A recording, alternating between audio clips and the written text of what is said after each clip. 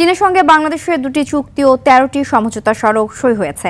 বেজিংয়ে great হলে চীনের প্রধানমন্ত্রী লি সিয়াং ও প্রধানমন্ত্রী তারেক রহমানের সঙ্গে দ্বিপাক্ষিক বৈঠকে এগুলো সই হয়। এর আগে তিস্তা মহাপরিকল্পনা সহ অভিন্ন নদী নিয়ে বাংলাদেশকে সার্বিক সহযোগিতার আশ্বাস দেয় দেশটি।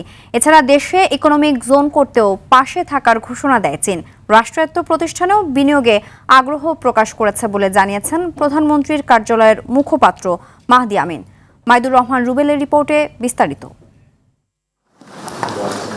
বেইজিং এর গ্রেট হলে উদ্ভাসিত লাল গালিচার আভায় উজ্জ্বল হয়ে ওঠে প্রধানমন্ত্রী তারেক রহমানের অভ্যর্থনা জানানোর মুহূর্ত।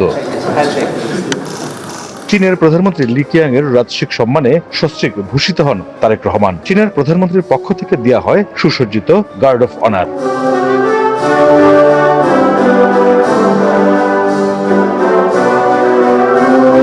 রাজস্বিক অভ্যর্থনা শেষে বৈঠকে বসেন দুই প্রধানমন্ত্রী লি কিয়াং ও তারেক রহমান। আলোচনা হয় ব্যবসা, বিনিয়োগ সহ দুই দেশের স্বার্থ সংশ্লিষ্ট বিভিন্ন বিষয়ে। বৈঠক শেষে দুই প্রধানমন্ত্রী, মন্ত্রী ও ঊর্ধ্বতন কূটনৈতিকদের উপস্থিতিতে দুইটি চুক্তি ও 13টি সমঝোতা স্মারক স্বাক্ষরিত হয়। পরে এক সংবাদ সম্মেলনে স্বাক্ষরিত এসব চুক্তি তুলে ধরেন। বলেন, তিস্তা মহাপরিকল্পনা সহ অভিন্ন নদী ও পানি ব্যবস্থাপনা নিয়ে সার্বিক সহযোগিতা করবে চীন। তিস্তার প্রজেক্টের বিষয়ে আমাদের একটা মহাপরিকল্পনা রয়েছে, যেটা বিএনপি নির্বাচনে ইশতেহারে প্রণীত রয়েছে। তার আলোকে এই মহাপরিকল্পনার প্ল্যানিং স্টেজ থেকে শুরু করে যেখানে প্রয়োজন চীন আমাদেরকে টেকনিক্যাল সাপোর্ট প্রোভাইড করবে। তাদের যে নো হাওয়া জ্ঞান রয়েছে তার উপর ভিত্তি করে আমাদের প্রজেক্ট ডিফাইন করা, প্ল্যানিং করা, এক্সিকিউশন সব জায়গাতে ধারাবাহিকভাবে তারা ইনভলভ হবে বলে আগ্রহ প্রকাশ করেছে।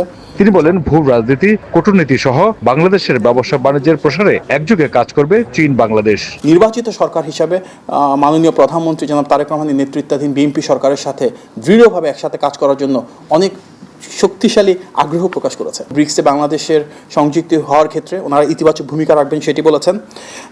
মায়ানমারের সাথে যদি কোনো ডায়ালগ করার প্রয়োজন হয়, স্পেশালি রোহিঙ্গা রিপ্যাট্রিয়েশন বা প্রত্যাবাসনের জন্য, যেটা আমরা সবসময় বলছি যে ভলান্টারি, সেফ এবং ডিগনিফাইড রিপ্যাট্রিয়েশন চাই, সেক্ষেত্রে চীন বলেছে তারা ফ্যাসিলিটেট করতে চায়। প্রধানমন্ত্রীর এই উপদেষ্টা আরো বলেন, দুর্যোগ মোকাবেলায় আধুনিকায়ন, চিকিৎসা সহায়তা ও গণমাধ্যমে বিনিয়োগের মতো গুরুত্বপূর্ণ বিষয়ে বাংলাদেশের পাশে থাকার প্রতিশ্রুতি দিয়েছে চীন। চীন এবং বাংলাদেশের প্রধানমন্ত্রী পর্যায়ের বৈঠকের মাধ্যমে দুই দেশের সম্পর্ক উন্নয়নের পাশাপাশি নতুন দিগন্তের উন্মোচন হলো বলেই মনে করছেন সংশ্লিষ্টরা। তবে বাংলাদেশের লক্ষ্য নতুন বিনিয়োগের পাশাপাশি নতুন কর্মসংস্থান সৃষ্টিও।